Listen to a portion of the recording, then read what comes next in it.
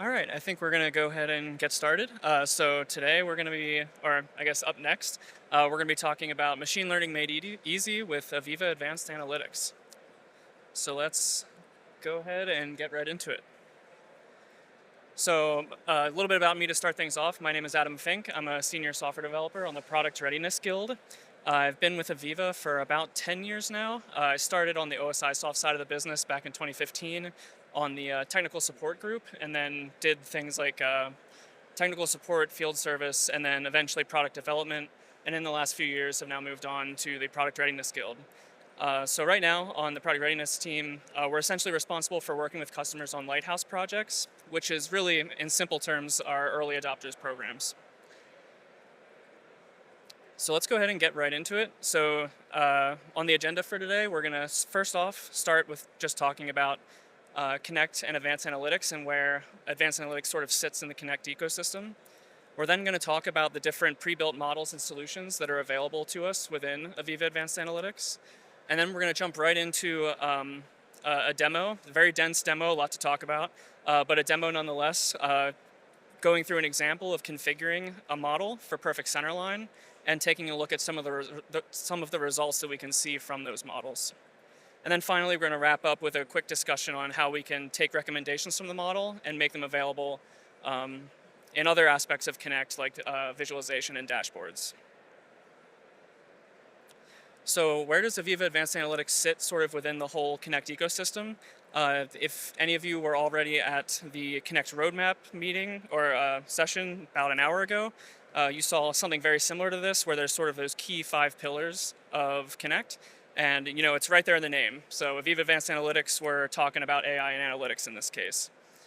And we're about to get into it, but in AVEVA Advanced Analytics, there's a lot of sort of pre-built models and solutions that come to us, and they're listed there. We're going to talk more about that in just a second. So again, from a high level, what is AVEVA Advanced Analytics? Advanced Analytics is a tool set that provides a low-code, easy-to-use tool for building and applying machine learning models on Connect data. And really the key sort of takeaway from this is that we've got all these integrations with great tool sets like and toolkits and products like Databricks and Snowflake and Open Delta Share. But the really key point to AVEVA Advanced Analytics here is that you don't necessarily need to be a data scientist. You don't need to have teams of data scientists. We provide sort of built-in solutions that a process engineer who knows their process really well can drag and drop certain KPIs into the model configuration and get solutions running really quickly and really easily without having a lot of real deep data science background. And of course, these tools provide support for the whole full model lifecycle. So we're going to see this in the demo coming up here in just a few moments. So we're going to go through sort of preparing and configuring the model, training the model, executing the model, reviewing results, and then running that model over time and retraining as we continue to adjust and optimize the model over time. So I wanted to really quickly sort of talk about some of the different pre-built solutions that we have available in AVEVA Advanced Analytics. There's more than this, but these are sort of some of the key ones that we want to talk about. And they sort of fit into 2 different buckets. There's the process optimization models and then the asset optimization models. And the one we're going to be talking about today is the Perfect Centerline model that we're going to show in the demo. And this one is really focused on optimizing across production runs, being able to, if you have a control to target type scenario, and we're gonna see that again in just a moment and talk a little bit more about what that means. Another one that I just really want to quickly highlight here is the perfect batch model. This one is really successful in sort of when you have a batch process, you have batches and you have products, and you have then phases within each batch. And what this model is able to do is kind of generate, based on the training period, generate ideal bands, ideal models, and ideal values, ideal profiles per phase, and then it segments that by product. So, a grinding phase on product A might look different than a grinding phase on product B. And so we can also sort of segment the model training and the model evaluation by product as well. So like I mentioned before, today we're going to be kind of focusing the demo on Perfect Centerline. And what is Centerline really all about? So Perfect Centerline model is really about establishing targets and limits for critical process values and critical process variables. So when you're running a production run, what we're able to do is generate center lines for your key inputs and KPIs. So if we know that we want to, maximize yield but minimize energy, based on the KPIs that we feed to the model, it's going to tell us, these are what the ideal bands we think you should set certain variables to, and then also upper and lower control limits as well. So that then operators can then take that information and use that to adjust controllable values in the process to meet those center lines. And that's really the key idea of this model. So before we jump into the demos, I want to sort of set up the use case idea here. So we're going to take an example use case here of our company, our fictitious company Gentovo, and they are an energy drink factory, and we're focusing our model on our electrolyte line. And in this line, there's basically 3 objectives that we want to sort of all take into account in our centerline model. Our first objective is that we want to minimize downtime of the line. Our second objective is that we want to maximize yield. We want to maximize how much product we're getting out of the line. But then thirdly, we need to accomplish these two objectives while also controlling moisture to a very specific target value. And so what this model is going to be able to do is kind of take all 3 of those competing objectives and come up with that perfect center line and upper and lower control limits and recommendations to meet those objectives. So what this demo is going to look like is we're going to have sort of 4 key steps here. We're going to configure the twin in Advanced Analytics, and the twin is where we run the model. So we're going to start by configuring the twin, then we're going to configure and train a model, and then we're going to take a look at some of the results and outputs of the model that we can use to kind of better understand our process. So let's go ahead and jump right into it. And again, this might be a little dense, so if there's just things you don't catch, there's a lot to cover and we don't have too much time. But let's jump right into it. So here we are in the Advanced Analytics environment. And as we can see here, we have a flat listing of all of the streams that exist in our Connect environment. And if we go to the Hierarchy tab, we can also see all of our assets or entities that also exist in our Connect environment. In this case, we want to target in on our electrolyte powder line. So I'm going to select that entity. And because all these assets and entities already exist in our Connect environment, we can go ahead and just create the twin directly from the UI. So I'm going to make sure I have configured twin set. I'm going to select my electrolyte powder line, and then I want to pick which streams on that asset I want to include in my twin. Once I have selected the ones that I want, I can click Create Twins. And this is going to create my twin in the AVEVA Advanced Analytics environment. Once I'm viewing the twin, we can see this is the Twin Quick Start menu, and this basically shows me all the things on my twin. You don't see much here because I just created it, but we would see things like calculations or models that currently exist on the twin. Also notice at the bottom here that we've got a really easy sort of step-by-step wizard environment where we can set up all the things that we need to eventually create our model. The first thing we're going to want to do on our twin is we already talked about how we want the model to be able to segment based on product. And our line can produce various types of powders. And so there's a wizard here so that we can tell the model what it looks like in our data when our twin is creating a different product. And there's different ways to do this. We're going to hook this up to a stream on our twin that represents product. And we can do that with either direct mappings or we can map to different values. In our case, we're just going to do a direct mapping. And then we're going to select an event type to map this product event to. We can have it create one for us. In my case, I have one that I already created, so I'm just going to select that one. As I already mentioned, we know that our stream value already contains the product ID that we want, so we can just do a direct, just use whatever values in the stream as the product name. So I'm going to go ahead and click Next here to move on in the wizard. There we go. And then we're going to finalize our configuration for our product segmentation and hit Close. You can see, it might be a little bit hard to see there, but in the background, Advanced Analytics is now sort of generating those events for us based on the configuration we placed. The next step is that we want our model to know what state our twin is in. Is our production line running? Is it off? Is it in downtime? Things like that. So we're going to follow a very similar wizard here to configure our operational state event. Same thing as before, we can have the wizard create a new state event for us, or we can select one that already exists.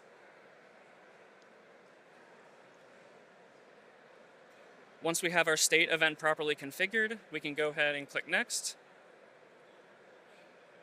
and complete the wizard. So at this point, we now have our twin created in Advanced Analytics, and we also have our product segmentation configured, as well as our operating state event configured. And these are all going to be important for configuring the model, as we'll see in a second.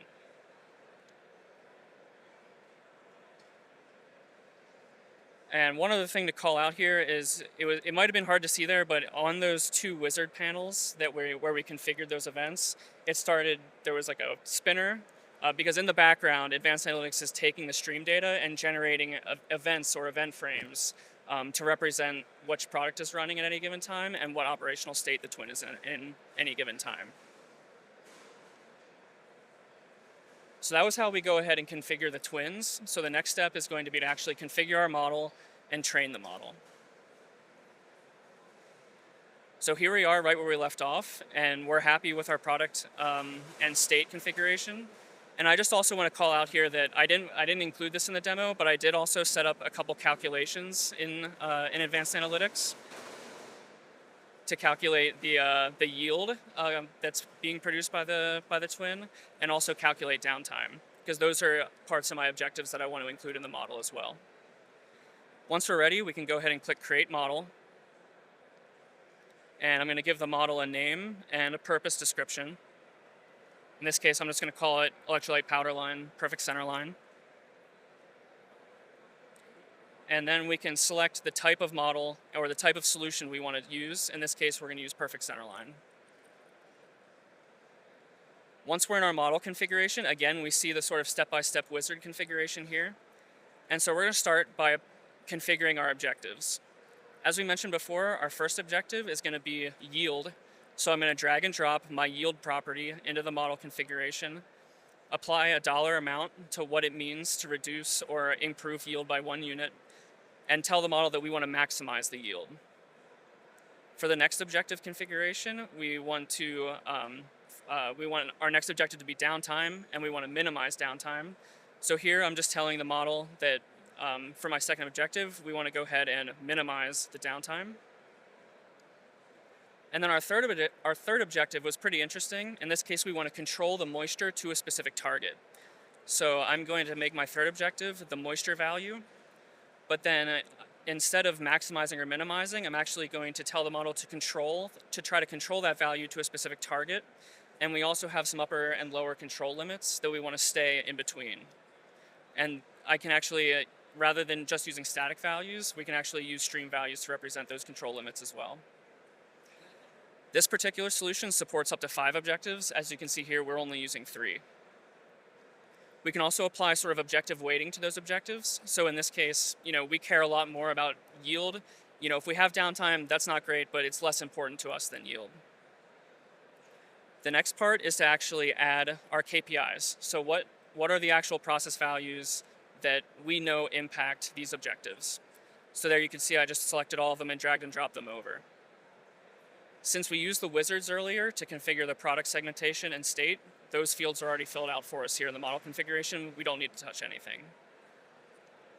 There's a few other more advanced configuration items here that I'm not going to worry about for this particular model, and we can click Complete. The next step is going to be to set the timing for the model. So this is going to be setting the training time range. In this case, I think I'm training for the last 30 days. Keep in mind that usually the more data to train on, typically the better. Usually the recommendation is to be somewhere around 6 months is usually a good target. But again, depending on your data, how dense it is, you can obviously vary with train with less or more. And then the next step is to configure the training interval. So this is sort of the interval at which the model is going to interpret the data in your process. In my case, I think I set it to 15 minutes. And of course, the last step is to set start training. So now what's going to happen, you can kind of see it's queued and the training process has begun. The training, again, depending on how much data is actually being used to train the model, this can be anywhere from a couple minutes to maybe an hour or so, but usually not much more than that. So now we're going to step into the final part of the demo, which is actually viewing our... Oh, sorry, let me see if I can make that full screen.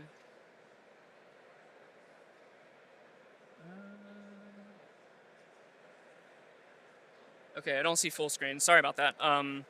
But this is the last demo where we're going to take a look at what the model actually generates in terms of outputs. So we're going to start off with the model evaluation report once the model finishes training.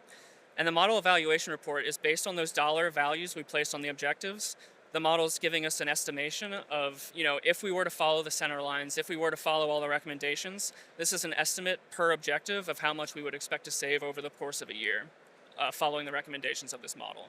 So it's good to get an idea of, how much the model thinks your configuration will actually impact dollar values on the process. The next thing we're looking at here is the model drivers. So as you can see, we put maybe a dozen KPIs into the model and we had 3 objectives. So this is a really good breakdown. We can select based by product or objective which KPIs are driving change in those objectives. So here, for example, we can see that particle size is one of our KPIs, and that's a big driver for our yield objective in that case. The next thing we're going to take a look at is the ideal center lines. And so these are ideal startup conditions. So whenever the product changes, what this is telling us is these are the recommended values for those KPIs to be set whenever we switch to a new product. So they're called startup recommendations because when we switch to a new product, there might be different startup values based on the product. What we're looking at here is now we're looking at the centerline report. And so this is where we can compare what the model determined to be the ideal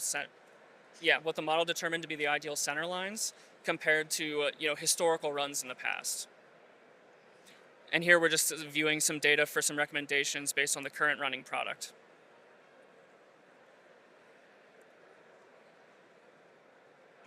The next one we're going to take a look at is just the centerline conditions, which again, this is more so just a tabular view of what we were just looking at before, where we can see the center lines, the highs and low recommendations for each KPI.